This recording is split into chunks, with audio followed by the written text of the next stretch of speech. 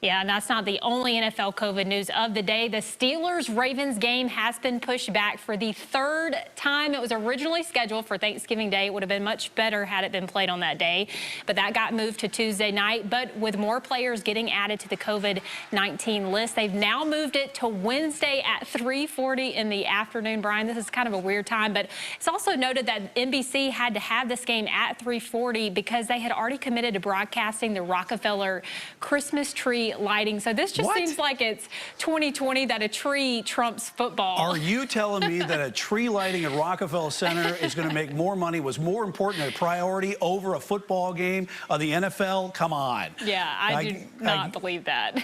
Well, it is interesting, though, but that is a sign of the times about COVID. 3:40, got to get the game in, and they're going to do it. And, you know, the players...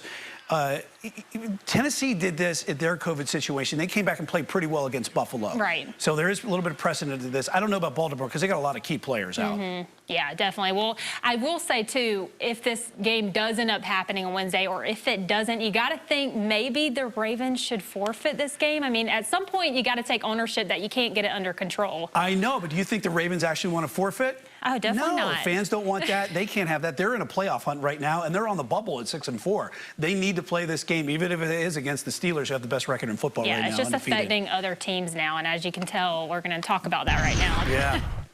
Well, the Steelers-Ravens game, it just doesn't affect those two teams. And you get a whole slate of games that have been pushed back. You get the Steelers-Washington that's pushed back to Monday at 5 p.m.